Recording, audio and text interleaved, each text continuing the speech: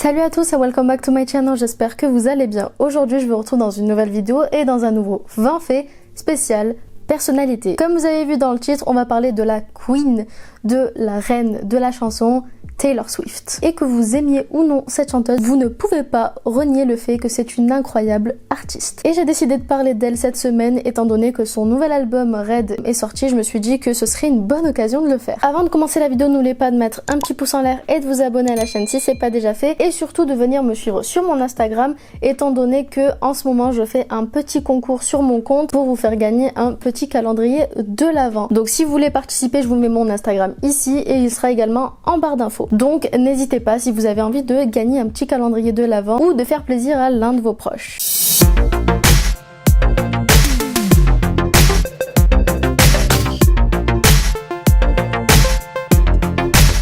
Taylor Swift vient d'une famille chrétienne de confession catholique et lorsqu'elle était jeune, elle avait pour habitude de chanter dans la chorale de son église. Elle avait aussi l'habitude de chanter avec sa grand-mère et disait « Je me souviens chantant avec ma grand-mère et le frisson ressenti. Elle a été l'une de mes premières inspirations. » C'est dans son école privée catholique que Taylor Swift va se découvrir une passion pour le chant et la musique. Et sa maîtresse de l'époque avait même dit sur Taylor Swift « Elle était un peu timide mais pas trop, elle aimait toujours chanter. Taylor n'était pas têtue mais c'était une petite fille déterminée. Quand elle se concentrait sur quelque chose, elle était très résolue. » Son prénom, donc Taylor, est un prénom mixte que sa mère lui a donné en référence au musicien James Taylor. Le rocker a d'ailleurs été très surpris et il a même dit « Cela est très flatteur et cela a été une vraie surprise. » Et d'ailleurs, quelques années plus tard, il faut savoir que Taylor et James Taylor ont chanté ensemble sur scène. Avant la musique, il faut savoir que la première passion de Taylor Swift était l'équitation classique. Elle a d'ailleurs participé à plusieurs concours hippiques étant plus jeune. À 9 ans, Taylor a joué dans plusieurs comédies musicales telles que Grease, Annie, Bye Bye Birdie ou encore La Mélodie du Bonheur. Et c'est par la suite qu'elle a commencé à s'intéresser à la musique country. Il faut savoir que plus jeune, Taylor Swift a malheureusement été rejetée par plusieurs labels. Et je pense que d'ailleurs aujourd'hui, ils doivent s'en mordre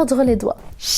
Quand elle était plus jeune, Taylor, avant de se dire qu'elle allait devenir une artiste et une chanteuse, elle voulait devenir conseillère financière comme son père. Comme quoi, les modèles parentaux, quand ils sont bien faits, peuvent avoir un certain impact, comme je vous avais dit pour Zendaya dans la vidéo de la semaine dernière. Taylor a écrit intégralement toutes ses chansons, ce qui est plutôt rare pour une artiste, mais elle a su se démarquer grâce à ses chansons qui sont d'ailleurs pour la plupart tirées de ses histoires privées et surtout de ses histoires d'amour, qu'elles soient bonnes ou mauvaise. Et d'ailleurs grâce à ça, elle a réussi à toucher énormément de fans qui se sont reconnus à travers ses chansons et surtout qui ont pu se reconnaître en elle. Et ça, c'est très important pour se faire une communauté dans ce milieu-là. Taylor Swift et Selena Gomez se sont rencontrés en 2008 quand les deux sortaient respectivement avec Joe Jonas et Nick Jonas. Ils se sont rencontrés lors d'un double date avec les deux chanteurs et depuis ce jour, Taylor et Selena sont devenus inséparables et sont meilleurs amis. D'ailleurs à l'époque, il y avait une photo qui était assez drôle qui circulait pendant ce double date,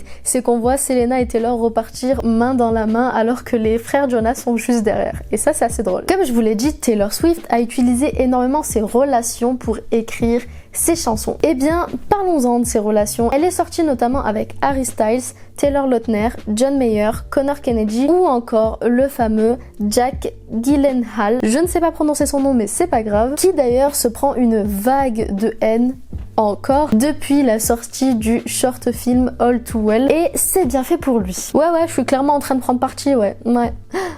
J'assume.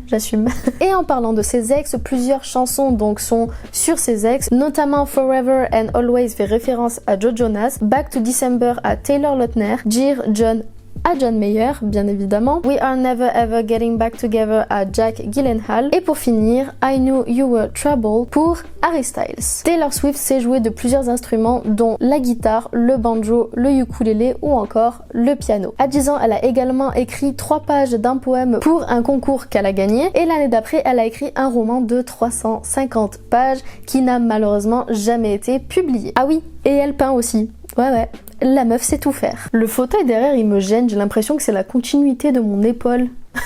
C'est très bizarre. Tant pis. J'en profite qu'on soit en milieu de vidéo pour vous rappeler de mettre un petit pouce en l'air si la vidéo vous plaît et de vous abonner si c'est pas déjà fait. Elle a reçu au cours de son parcours plus de 460 nominations de multiples récompenses, dont 7 Grammy Awards, 22 Billboard Music Awards et 21 Teen Choice Awards. Bref, on peut dire qu'elle a clairement d'être ça. Ça faisait longtemps que j'avais pas fait ce truc de venir vers vous pour vous parler. Ça fait bizarre. Avant sa carrière, Taylor a eu un premier emploi qui consistait à retirer les petits insectes des sapins de Noël dans la ferme familiale donc de ses parents. Faut un début à tout, hein. Ces deux chansons, Shake It Up et Blank Space, font partie des 10 vidéos YouTube les plus vues en seulement quelques jours. Taylor a été la première dans l'histoire à écrire son propre monologue d'ouverture pour la fameuse émission Saturday Night Live. Taylor Swift vient de battre il y a quelques jours 2 records sur Spotify grâce à son album Red. Il s'agit donc du record de l'album d'une artiste féminine le plus streamé en un seul jour et le record de l'artiste féminine la plus streamée en un jour. On va faire un petit retour en arrière au 13 septembre 2009 lors des MTV Video Music Awards. Une petite guerre, je dirais même une grosse guerre au vu de comment ça s'est passé à l'époque, une guerre a été déclarée entre Taylor Swift et Kanye West. Kanye West a donc interrompu son discours lorsqu'elle avait reçu un prix en lui arrachant le micro des mains et en disant: donc Taylor, je suis très heureux pour toi, je vais te laisser finir, mais Beyoncé a fait le meilleur clip de tous les temps. Je vais pas revenir en détail sur ce qui s'est passé à ce moment-là, il y a eu plusieurs histoires par la suite, dont des audios soi-disant de Taylor Swift qui seraient sortis du côté de Kanye West. Taylor Swift a par la suite bien évidemment écrit une chanson sur ça, et plus de 10 ans après cette histoire, eh bien il faut savoir que les deux sont toujours en guerre. Voilà. On a l'habitude de voir dans des films, dans des séries, une référence à Taylor Swift. Ça arrive très souvent, étant donné que c'est une artiste qui est très reconnue. Mais là, Taylor Swift a pas du tout aimé la référence qu'ils ont fait à elle dans la série Ginny and Georgia sur Netflix. En effet, on a une scène où l'on voit donc Ginny et Georgia en train de se disputer. Et Ginny dit à sa mère en parlant de ses relations amoureuses: qu'est-ce que ça peut te faire? Tu changes d'homme plus vite que Taylor Swift. Et Taylor Swift a trouvé que c'était une remarque qui était très sexiste parce qu'on n'aurait tout simplement jamais dit ça d'un homme. Plus tôt en 2014, la chanteuse avait donné une interview où elle disait qu'elle en avait clairement marre d'être critiquée parce qu'elle écrivait des chansons sur ses relations amoureuses, sur les bons côtés comme les mauvais côtés de ses relations amoureuses. Et elle a d'ailleurs dit: il y aura toujours des gens pour dire: oh, elle écrit des chansons sur ses ex, petite amie, et je trouve que c'est un angle sexiste. Personne ne dit ça d'Ed Sheeran ou Bruno Mars. Ils écrivent tous des chansons sur leurs ex, leur petite amie ou leur vie amoureuse, et personne ne leur agite un drapeau rouge pour autant. Et je suis totalement d'accord avec elle. Et pour finir, il faut savoir que Taylor Swift a dit dans une interview qu'elle faisait très souvent des rêves anxiogènes à cause des paparazzi qui l'empêchaient limite de pouvoir vivre une vie tranquille. En fait, elle a expliqué que à chaque fois qu'elle devait sortir, elle devait toujours être impeccable sur elle, avoir une belle coiffure, toujours être bien maquillée, bien habillée, sinon elle savait qu'elle allait s'en prendre plein la gueule à cause des paparazzi. Du coup, forcément, ça l'a rendue très anxieuse, ce que je peux totalement comprendre, et force à elle pour ça. Enfin bref, je vous ai donné donc les 20 faits sur Taylor Swift.